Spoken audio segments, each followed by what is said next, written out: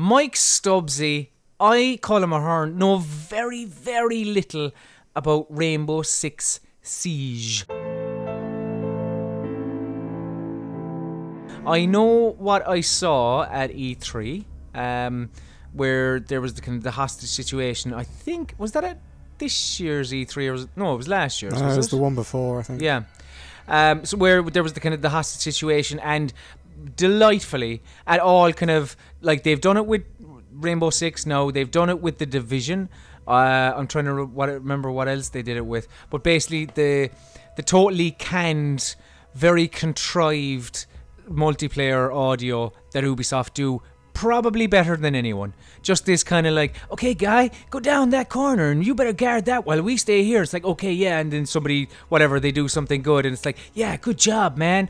That's all I know about Rainbow Six. I know it's a load of Americans playing this game and being very cordial to one another. Can you tell me what this is? Because you've just reviewed it, and I'm guessing whoever is watching this is either doing so. If you are on our YouTube channel, go to godisgeek.com and you can read Stubbsy's words on it, or you are currently reading Stubbsy's words, and this is a little compliment to said review. But Stubbsy, yes, I want to know, I suppose, a general gist of what exactly Rainbow Six Siege is. So Rainbow Six Siege is kind of, on the surface, looks like your typical multiplayer shooter, but as you sort of jump into it and play probably your first game, you realise that it's less Call of Duty and much more CSGO style, where the objectives kind of matter, and it's not quite as fast-paced as your sort of traditional console-based shooters. So in the multiplayer section, the idea is, I think it's always 5v5, and there's 3 different game mode things. There's like hostage rescue, which you mentioned earlier, blow up 2 bombs, and I think there's one more that I can't remember, but I could be wrong. And basically you've just got to you either win your round by killing all the opponents on the enemy team or completing the objective, so either grabbing the hostage and getting them out, or if you're on the defensive side, waiting until the timer expires. But at the start of each round, there's like a planning phase, so the people who are defending the objective, whether that's a bomb or a hostage, have got time to barricade themselves in and set up defences. So like you can put wood over doors to stop people from just walking through, or you can set traps that might blow up and kill them if they don't notice them. Whereas the attackers get these little like RC car drone things to drive around and try and figure out where on the map the defenders and the objective is, because when you first start you have no idea, and if you don't manage to locate it during that time, then you have to go in blind, like you have no idea where you're going. So you've got to try and find the objective, and you can also scout out what defences they're setting up. So if you see that the defenders have, say, placed a trip mine on a certain door, you can spot that, and like then you can relay to your teammates, oh, they're setting up trip mines, probably don't run through doors without checking the floor first. And then after that is over, the defenders sort of camp for a minute or two until the attackers come and attack them, and then it usually, when you're playing proper multiplayer, it usually just ends in whoever kills all the other team first. So if like you don't have respawns, if you get shot and you die, you're out for the rest of the round. So it usually comes down to whichever team manages to survive. So it's basically like, yeah, there's no respawn. When you're dead, and that's kind of it. You're dead. You are dead. Like you're not playing anymore. But if, in fact, I think it might be regardless of which team you're on, or I don't know. That's a good question. But you can, I know if you're on the defensive side, and I think possibly the attacking side maybe, you can look at cameras that are on the map. So if you're the only one that's dead, then you can like look at the CCTV cameras and possibly spot the opponents. And then you can also, you're still talking to your team, so you can tell them where they are if you manage to spot them. I quite like that. So it doesn't make you redundant if you do. Yeah, if you do actually get killed, you do still sort of have a use where you can kind of say, well, the hostage is in whatever the room at the back, or and you can also can tag enemies. So instead of just calling out their position, you can like hold Y for a second, and it places a marker on your team's map of where the enemies are. for a certain amount of time. So Right. you can be okay. useful when you're dead, which is quite a nice addition. And what kind of modes did you kind of gravitate towards? Was it the hostage whatever Yeah. you said? As a group, we sort of decided hostage was much more fun because they're both very, very similar. Like, there's kind of not that much difference in between the two. But with hostage mode, the hostage is always going to be in a room that you have to go and attack, obviously. But that you can kill the hostage. So if, as the attackers, you're trying to take... Why would you kill the hostage? Like, you wouldn't. That's the idea. If you kill the hostage as the attackers, you lose the round. Right. So that means that, like, one tactic that we found quite good on the bomb system is if a team has totally barricaded themselves in, then there's one operator who, like, has an ability that shoots 3 or 4 grenades through a barricade into a room. And obviously that is pretty effective most of the time if they're all in that room. But on the hostage mode, you can't really do that in the room the hostage is in, because you'll kill the hostage and thus lose. Yeah. So hostage mode adds a little bit of extra thinking to the way you go about attacking. And you also can't just, like, spray bullets through a wall, hopefully, if you don't know where the hostage is exactly, because you might hit them. And what did you say the other mode was again? Was it bomb? Is bomb... I think there's a bomb that has been planted inside of the hostage. No, inside of just like in the building. Okay.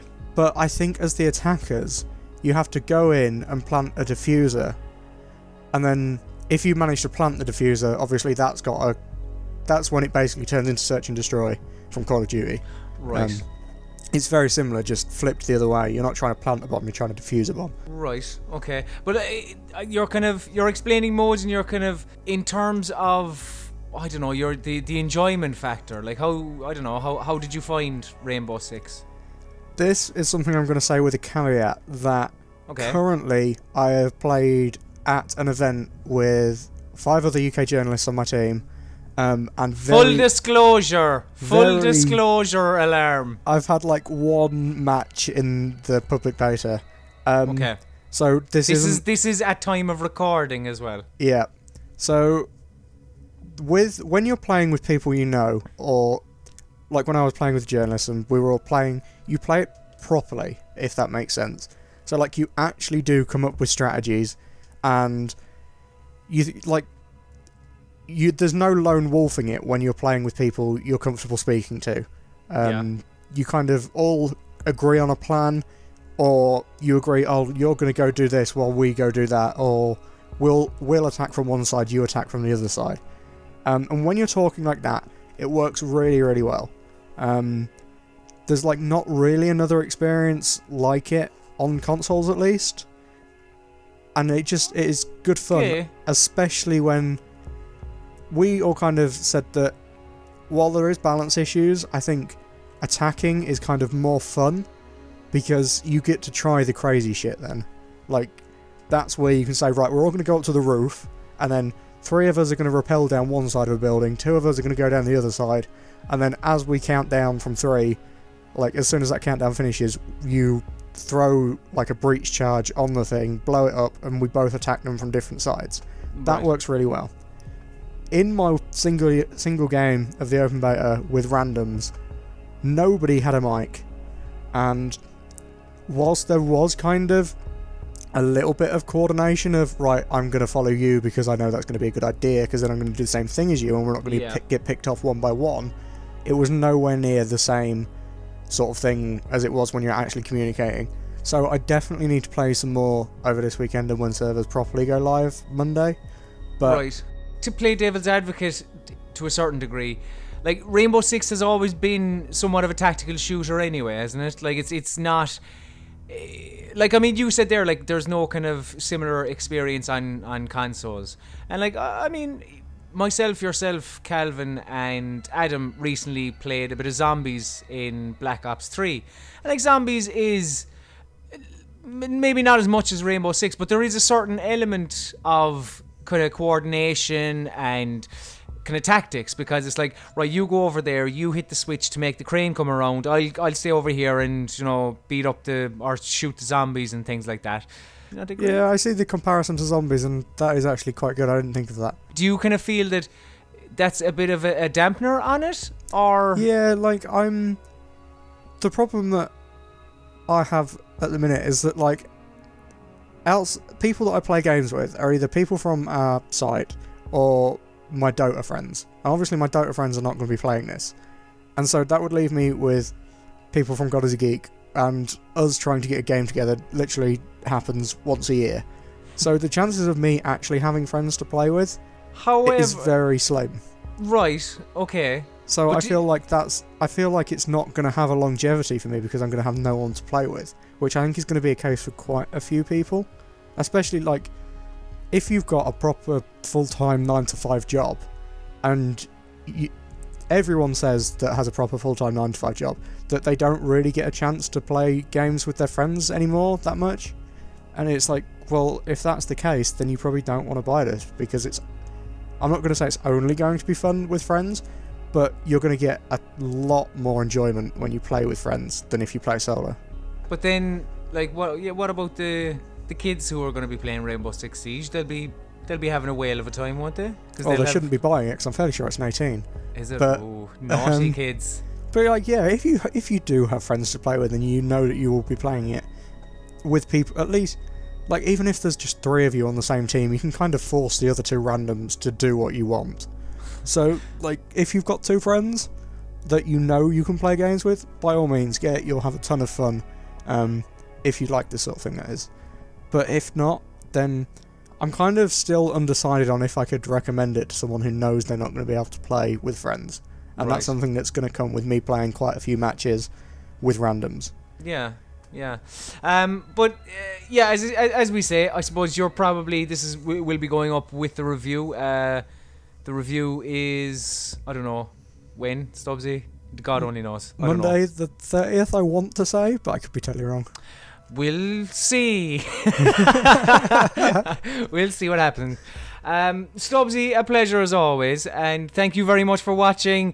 Whatever, Facebook, Twitter, Patreon, all those things. There's links and shit. Just click them if you want and give us money to be great. So thank you and goodbye. Bye.